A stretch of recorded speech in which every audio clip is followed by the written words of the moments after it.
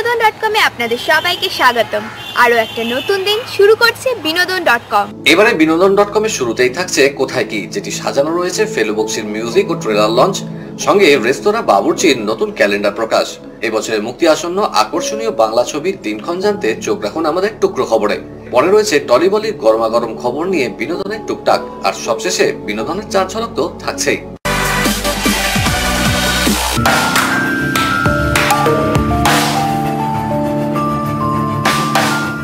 গৌরবের মৃত্যুটা স্বাভাবিক মৃত্যু নয়।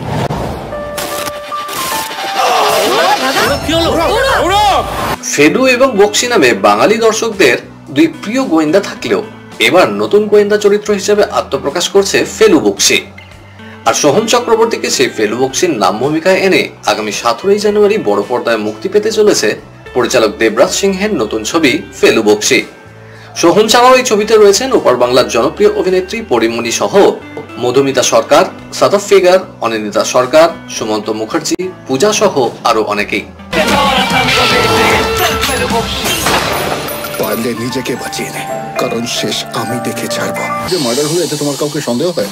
মা ছিন্ন মস্তার দিব্যি। আপনি মারেনি? ছবি মুক্তির আগে দক্ষিণ কলকাতার এক ক্লাবে হয়ে গেল ছবির টিজার ও মিউজিক লঞ্চ। অদিতি ও অম্লানের সঙ্গীত পরিচালনায় ছবিতে গান গেয়েছেন সোমলতা, রাজ বর্মনের মতো সঙ্গীত শিল্পীরা।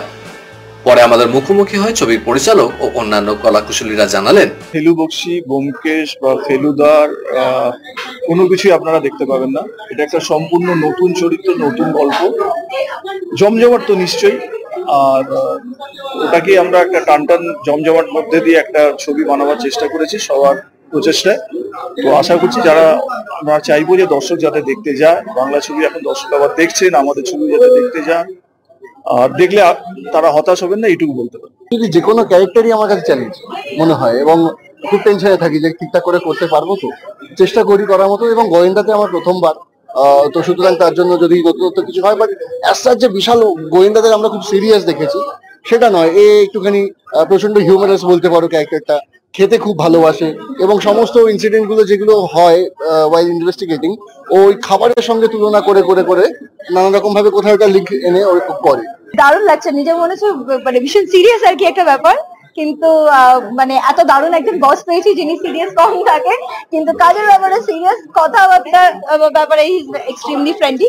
তো এই মানে একটা দারুণ বস পেয়ে দেবগানটা খুবই ভালো লাগছে। এটা অন্যরকম আর কি একটা গল্প, খুব ভালো। বেসিক্যালি হচ্ছে গানগুলো খুবই ইন্টারেস্টিং। প্রথমে এরা দুজনে দারুণ গান বানিয়েছে, আর সবচেয়ে মজার কথাটা হচ্ছে এতগুলো গান অনেকদিন বাদে একটা সিনেমায়, মানে 5টা গান। জেনারেলি একটা গান বা দুটো গান প্রমোশনাল গান হয়, কিন্তু এখানে 5টা গান মানে অ্যাপ ফর দ্য মুভি, যতটুকু আমি দেখেছি। আর খুব ইন্টারেস্টিং, সবাইকে শুনতে বলছি। সবাই তাদের বেস্টটা দিয়ে যতটা করা যায় আমরা আমাদের মতো চেষ্টা করলাম আর কি। কমার্শিয়াল ছবিতে গানটা একরকম হয়, কিন্তু যখন when it comes to detective story খুবই চ্যালেঞ্জিং বিষয় এটা, এবং চেষ্টা করেছি আর কি আমি, শ্রমিকদা, অম্লানদা কিছু নতুন ভাবে কিছু আর কি রিপ্রেজেন্ট করার আমরা চেষ্টা করেছি বলবো।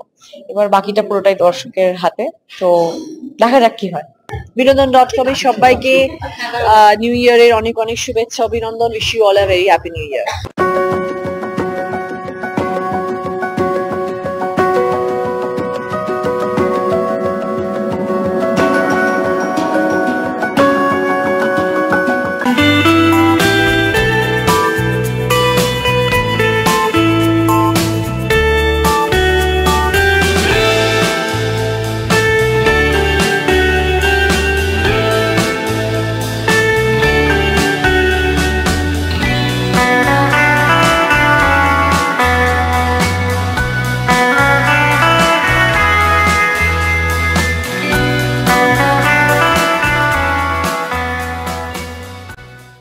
ক্যালেন্ডার লঞ্চ, 25 বছর সেলিব্রেশন, সব মিলিয়ে কেমন লাগছে একটু জেনে নিই। প্রত্যেক বছরই আমরা ক্যালেন্ডার লঞ্চ করি। ক্যালেন্ডারটা করতে হয় মেনলি কিন্তু আমাদের কাস্টমার যারা আছে, তো ওনারা আছেন বলেই এই ক্যালেন্ডার গুলো এখনো আছে। আগামী দিনে কি হবে জানি না, তবে আমরা চেষ্টা করব যে প্রত্যেক বছর যেন এরকম লঞ্চ করতে পারি। এবছর আমাদের ফেস হচ্ছে অঙ্কিতা জগদ্ধাত্রী, আপনারা জানেন।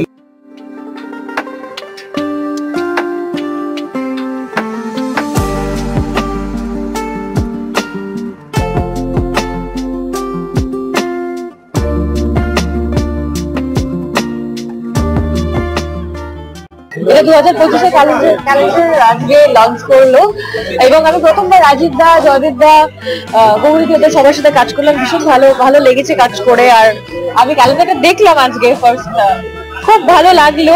একদিনে 12টা লুক হয়েছে, কিন্তু একদিনেই পুরো ক্যালেন্ডারটা আমাদের শুট হয়েছে। খুব ভালো করে মজা করে শুটটা হয়েছে।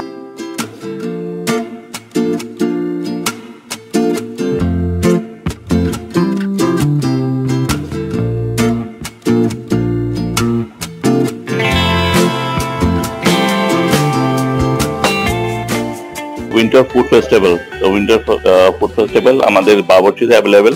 সাধারণত শীতের সময় যেই ইনগ্রেডিয়েন্টস বা যে আইটেম গুলো পাওয়া যায়, যে ফুড গুলো পাওয়া যায়, সেটা দিয়ে আমরা ফুড ফেস্টিভ্যাল করি এবং মাল্টি কিউজিন, আপনি বিরিয়ানি, চাইনিজ, মোগলাই, কন্টিনেন্টাল যা যা ফুড আছে, তো সবকিছু দিয়ে আমরা ফুড ফেস্টিভ্যাল করছি। 1 মাস ধরে এটা চলবে।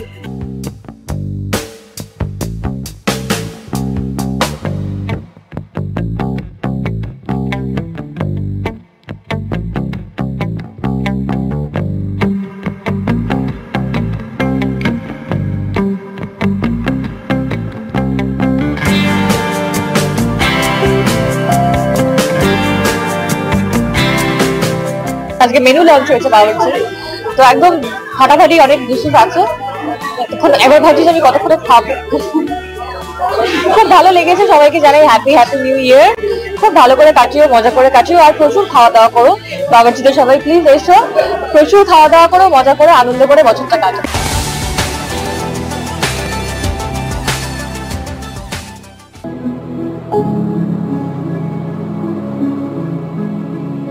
এসে গেছে আরো একটা নতুন বছর 2025। চলুন চট করে একবার দেখে নেওয়া যাক এই বছরে আসন্ন মুক্তিপ্রাপ্ত বাংলা ছবিগুলো। 23শে জানুয়ারি মুক্তি পাচ্ছে বিনোদিনী একটি নটির উপাখ্যান। 23শে জানুয়ারি মুক্তি পাচ্ছে সৃজিত মুখোপাধ্যায় পরিচালিত সত্যি বলে সত্যি কিছু নেই। 16ই মে মুক্তি পাচ্ছে আমার বস। আসছে দেবী চৌধুরানী, দেখতে হলে অপেক্ষা করতে হবে 1 মে অবধি। 25শে পুজোর মৌসুমে আসছে দেবের রঘু ডাকাত।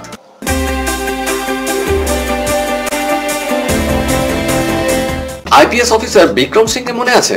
রাউডি রাঠোর ছবিতে এই চরিত্রে দেখা গিয়েছিল অক্ষয় কুমারকে। সেই চরিত্রে ফের ফিরছে এমন জল্পনা আগে থেকেই শোনা গিয়েছিল, এবার তো সত্যি হতে চলেছে। ইতিমধ্যে ছবির পরিচালক কে হবেন তা চূড়ান্ত করে ফেলেছেন প্রযোজক সঞ্জয় লীলা বানসালি। শোনা যাচ্ছে কেডি দ্য ডেভিলের ছবির পরিচালক প্রেমকে এই ছবির পরিচালক নির্বাচন করেছেন সঞ্জয় লীলা।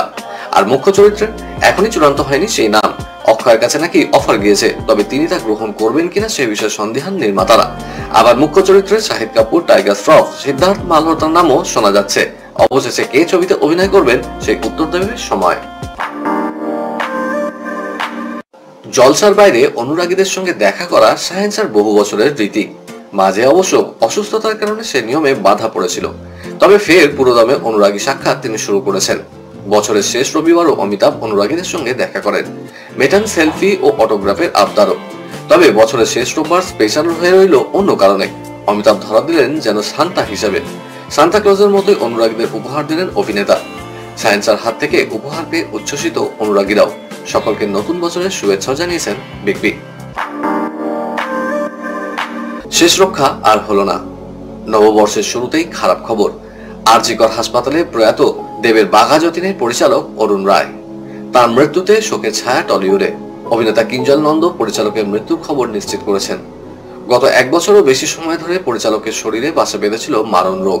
ক্যান্সারে ভুগছিলেন তিনি। সম্প্রতি ফুসফুসে সংক্রমণের কারণে তাকে আরজিকর হাসপাতালে ভর্তি করা হয়েছিল।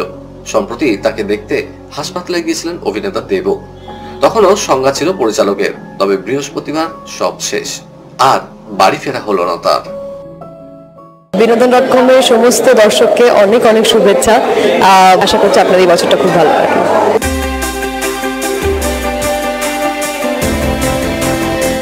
নতুন বছরের শুরুতেই চমক দেবের। দুর্গাপূজায় আসছে রঘু ডাকাত। পুষ্পা চরিত্রের জন্য গত 5 বছর ধরে লুক পরিবর্তন করতে পারেননি আল্লু অর্জুন, তবে পুষ্পা 2 এর বক্স অফিসে রেকর্ড ব্রেকিং সাফল্যের পর সেই লুক পরিবর্তন করতে চলেছেন তিনি। বহুদিন ধরেই জল্পনা সম্পর্কে রয়েছেন সৌরসেনী মৈত্র ও নিখিল জাইন। অবশেষে শিলমোহর পড়ল প্রেমে। নতুন বছরের প্রথম দিনেই প্রেমে শিলমোহর দিলেন অভিনেত্রী। বাংলা ছবি হিসাবে সবচেয়ে দ্রুত 10 কোটি টাকা ক্লাবে ঢুকে পড়ল খাদান। এর আগে দেবের চাঁদের পাহাড় 16 দিনে 10 কোটি টাকা ঘরে তুলেছিল। Hi, happy new year to everyone. 2025 সবার খুব ভালো হোক, সবার যা যা ইচ্ছে, যা যা উইশ আছে সমস্তগুলো ফুলফিল হোক 2025-এ। ঘড়ির কাঁটা বলছে সময় শেষ। বিনোদনের আরো খবর নিয়ে আমরা হাজির হয়ে যাব ঠিক এই সময় এই চ্যানেলে। Till then, good bye.